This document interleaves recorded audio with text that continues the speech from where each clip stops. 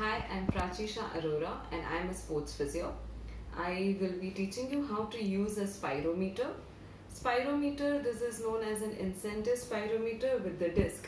You must have seen the spirometers with three balls or with one ball, and where you have to breathe in through a mouthpiece and get the balls raising up. But these days people use, as well as doctors recommend to the patients to use, the incentive spirometer. Basically, it has proven to be more beneficial post your COVID, when your doctors ask you after the 14 days to resume with a little bit of your walking or with your breathing exercises while going the deep breathing exercises. So this helps in various other functions by increasing your lung capacity in inhalation as well as in expiration. Now, even when the patient has undergone a surgery, post that, again this is useful to clear the secretions which are there in the lungs, as well as in improving your vital capacity so that you don't feel any shortness of breath. So I'll teach you how to use the spirometer. Even you get an instructions manual with it, how to follow what particular age group and what is your height. As per that, how much the capacity you should be having.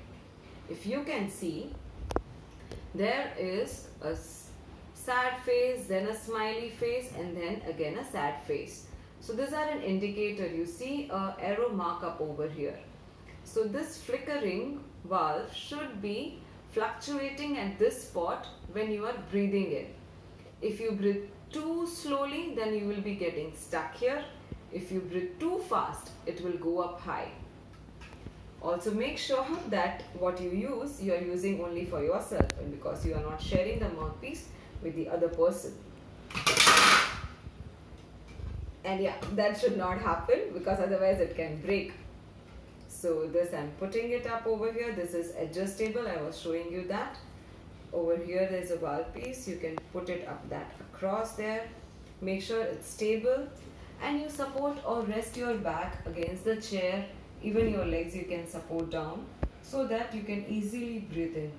Now, before going with this spirometer, you need to breathe in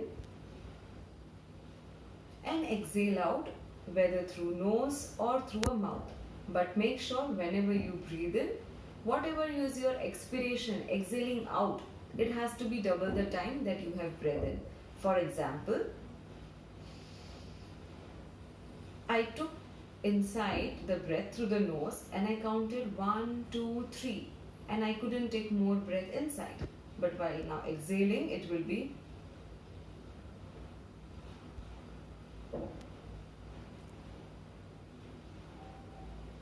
I took more time in exhaling, so that when I take the next breath, I can inhale in more. So I'm emptying my lungs more up. And our lungs are divided into upper lobe, middle lobe, and lower lobe. So when we breathe in as a short breath, we are only breathing through the upper lobes. When we take the medium breath, then it is only till the middle lobes. When you take a deep breath in, slowly, gradually,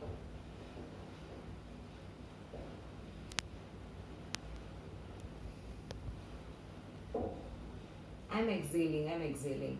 So that means I can breathe in more. So now let me show you how you can do it.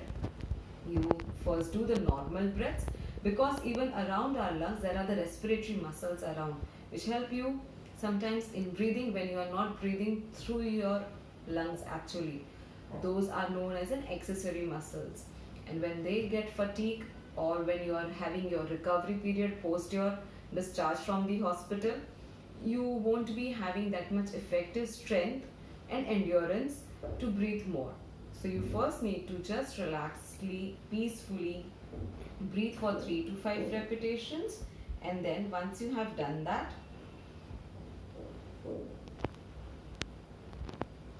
you take the mouthpiece in and you breathe in the air like you are sucking in, like a soup noodles.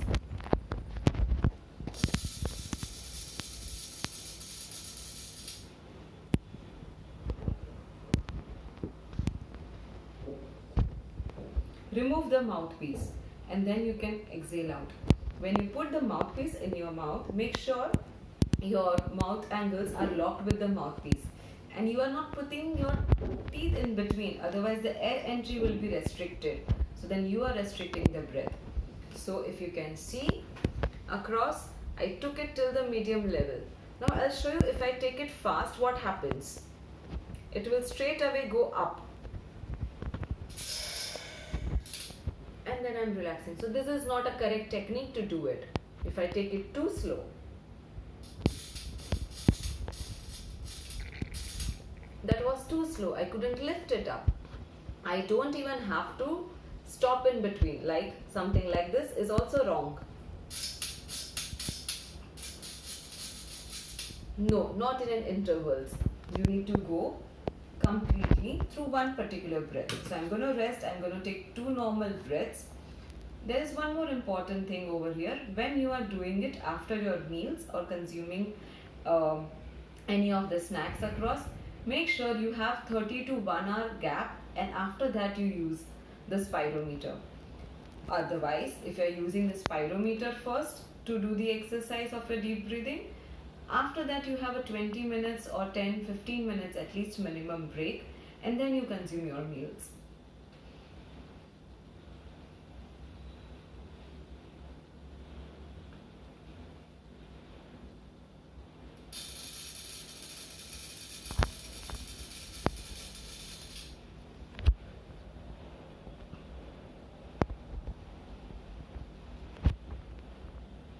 So if you could see earlier while I was doing it, I could reach only till the 1000 and 1250, and now when I did it for the second time, where I had exhale out and then my next breath when I breathe in, I could actually go till 1500. So this is in a reclining position. We also have a position in sideline positions where you can see whether how good is your left lung doing and how good is your right lung doing. I will show it to you now. Now, while I'm doing in the sideline position, I'm lying down on my right side. So my left lung is going to inhale and get it the breathing capacity and breathing exercises I will be doing with the spirometer here. This you can also elongate, you can also subside. So this you can also tilt on your direction and to do it. But make sure it is not tilted, and again it is at your heart level. And as I had mentioned, so before doing it, I'll be doing just normal breathing exercise, and you should not be keeping it touching to the bed or anywhere such that no infection should enter your mouth. Now I'm going to keep my right hand across the left side of the lung. I'm just checking how good I'm breathing in and exhaling.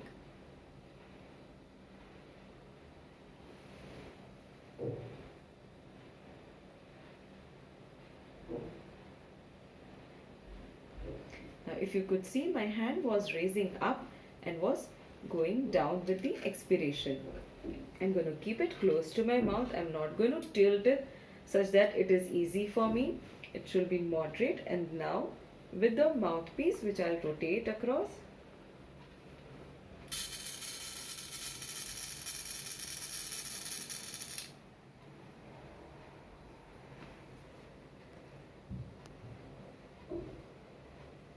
I'm not blowing the air by making a cheek up. It was just like a purse slip, normal, peacefully, just you blow the air out. So if you could see, it went till the 1500 and I was able to maintain it at this side. Pause. Similarly, I'm going to do it on my other side. But here I couldn't take it up more. So that means my right lung capacity is lower as my left, comparable to my left lung capacity. And you can do these exercises twice in a day to improve your breathing capacity. Thank you.